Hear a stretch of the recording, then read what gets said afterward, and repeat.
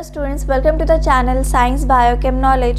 सो आज के इस लेसन में हम कंटिन्यू करेंगे हमारा chapter from class 11 science human physiology का last chapter chemical coordination and integration.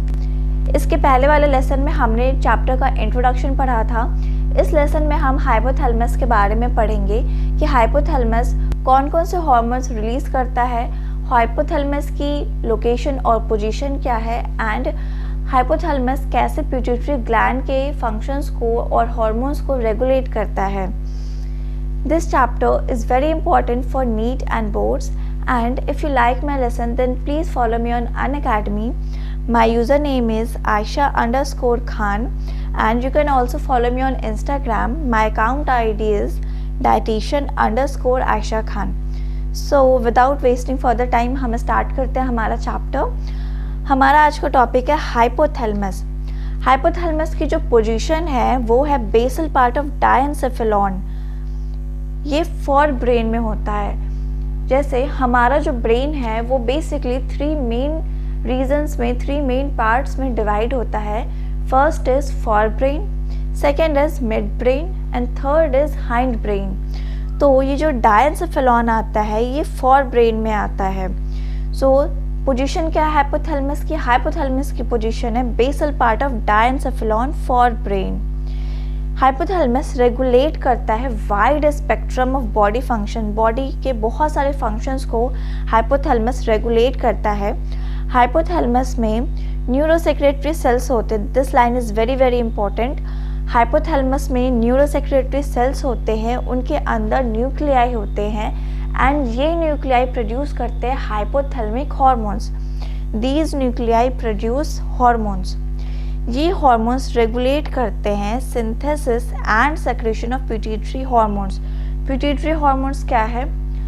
हमने इसके पहले वाले लेसन में देखा था कि हाइपोथैलेमस के बाद आता है पिट्यूटरी ग्लैंड, जिसको हम मास्टर ग्लैंड भी कहते हैं। तो पिट्यूटरी ग्लैंड से जो जो हार्मोन्स सेक्रीट होते हैं, रिलीज होते हैं, उसे हम पिट्यूटरी हार्मोन्स कहते हैं। हाइपोथैलेमस से जो हार्मोन रिलीज हो रहा है वो हार्मोन पिट्यूटरी हार्मोन के सिंथेसिस एंड सेक्रेशन को रेगुलेट करता है। मतलब ये हार्मोन्स जो हाइपोथैलेमस का हार्मोन है ये कंट्रोल करता है कि कितने अमाउंट में पिट्यूटरी हार्मोन बनेगा, रिलीज होगा या इनहिबिट होगा। ये कंट्रोल करता है अमाउंट ऑफ पिट्यूटरी हार्मोन को। नेक्स्ट स्लाइड में है कि हाइपोथैलेमस हार्मोन्स कितने टाइप्स के होते हैं। ये बेसिकली दो टाइप के होते हैं।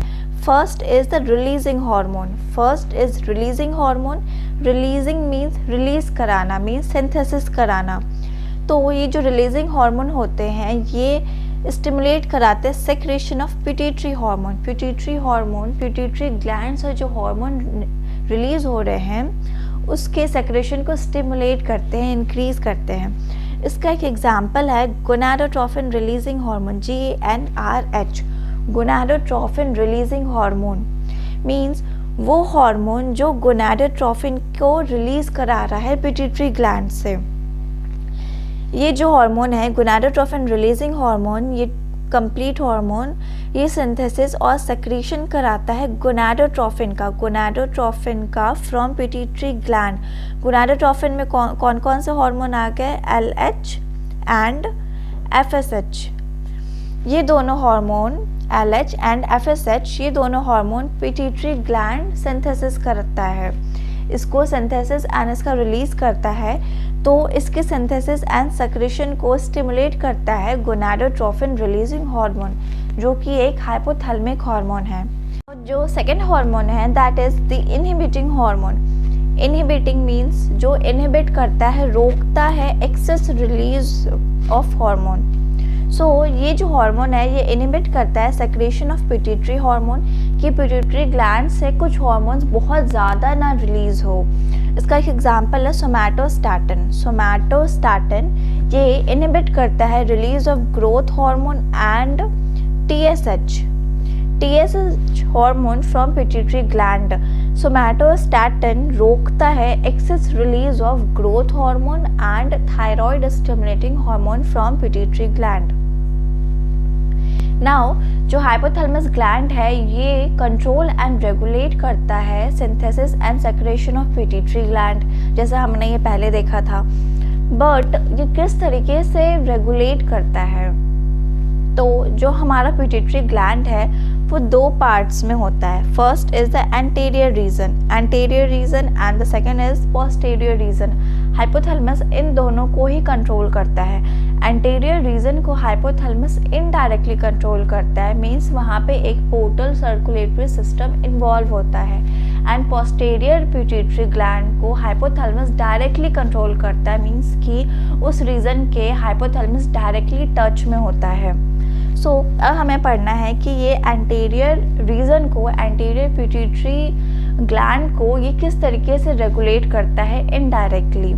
तो जो हाइपोथैलेमस में न्यूरॉन्स होते हैं, न्यूरॉन सेल्स होते हैं, वो सेल्स एक दूसरे से कनेक्टेड होते हैं एंड वो सेल्स सिग्नल रिसीव करते हैं ब्रेन से। Brains means CNS, central nervous system से इम्पल्स या सिग्नल को रिसीव करते हैं एंड उस सिग्नल को वो पास कराता है एक्सॉन से। जो न्यूरॉन्स होती है उसमें एक लॉन्ग फिलामेंट होती है एक्सॉन, वहाँ से सिग्नल पास हुआ एंड वो न्यूरॉन फिर रिलीज़ होती है नर्व एंडिंग मीन्स कि सिनेप्टिक नॉब से, वहाँ से रिलीज़ होती है। फिर न्यूरॉन के बाद एक पोर्टल सर्कुलेटरी सिस्टम होता है, वहाँ पे वो इम्पल्स आता है और उस सर्कुलेटरी सिस्टम के थ्रू वो इम्पल्स जो एंटीरियर पिट्यूटरी रीजन है वहाँ तक पहुँचता है एंड वहाँ के फंक्शंस को कंट्रोल करता है। मींस वहाँ पे जो हार्मोन सिंथेसाइज हो रहे हैं या सेक्रीट हो रहे हैं उनके फंक्शंस को कंट्रोल करता है, रेगुलेट करता है। नाउ जो पोस्टीरियर पिट्यूटरी ग्लैंड होता है वो डायरेक्टली टच में होता है हाइपोथैलेमस के। ये आप यहाँ पे एक डायरेक्ट न्यूरल रेगुलेशन होता है, ये आप इस डायग्राम से समझेंगे कि ये वाला जो रीजन है ये हो गया हमारा हाइपोथैलेमस एंड जो ये वाला है ये हो गया एंटीरियर पिट्यूटरी एंड ये this side is the posterior pituitary. ठीक है, तो अब आप इस डायग्राम में देखो ध्यान से कि ये जो हाइपोथैलेमस है ये इसका न्यूरॉन है। ठीक, ये किससे अटैच है? एक पोर्टल सर्कुलेशन से, एक पोर्टल सर्कुलेटरी सिस्टम से ये इसके थ्रू यहाँ पे न्यूरॉन्स आया एंड ये पहुँच गया कहाँ? एंटीरियर पिट्यूटरी में।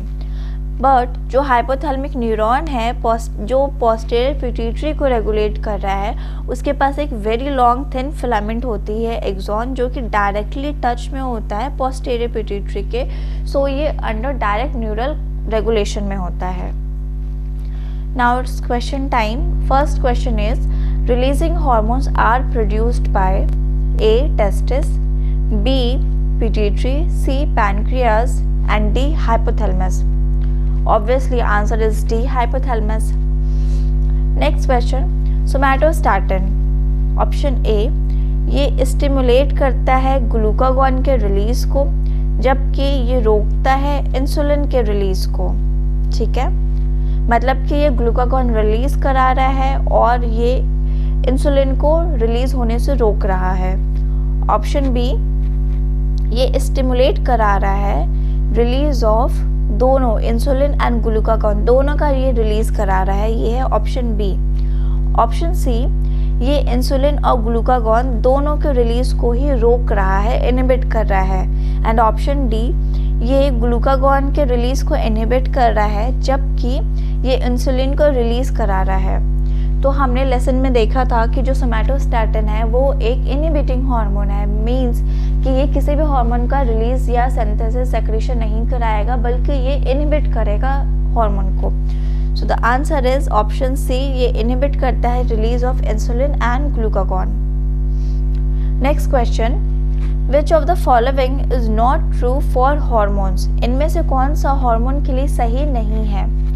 Option A, they are not available again after the process is over. जब एक प्रोसेस ख़त्म हो जाता है उसके बाद हार्मोन अगेन फिर से अवेलेबल नहीं होता है।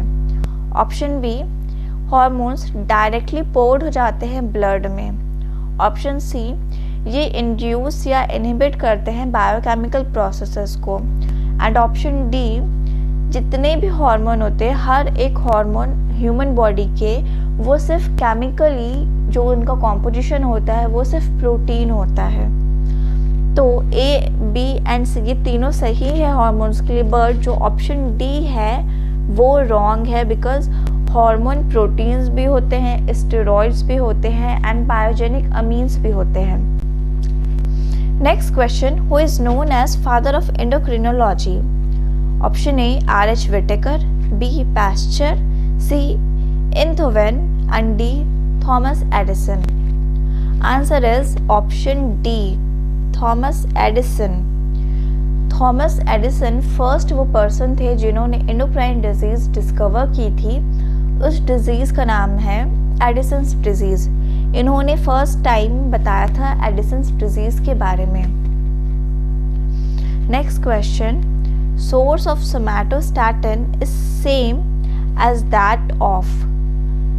Option A thyroxine and calcitonin, B insulin and glucagon, C somatotrophin and prolactin, और option D vasopressin and oxytocin.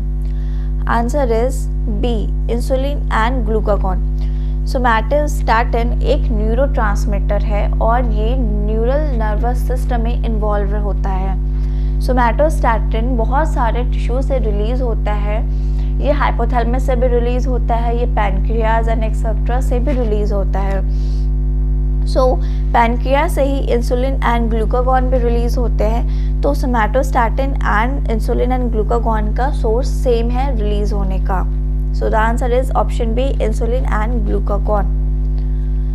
Last question, in Cushing syndrome there is a an increase in blood glucose level, B hypertrophy of skeletal muscles, C a fall in plasma cortisol, and D a thickening of skin. Answer is option A an increase in blood glucose level. So अब इस lesson में इतना ही। इसके बाद हमें pituitary gland पढ़ना है कि कौन कौन से हार्मोन्स पिट्यूटरी ग्लैंड से रिलीज हो रहे हैं एंड उन हार्मोन्स का क्या फंक्शन है एक ह्यूमन बॉडी में। So stay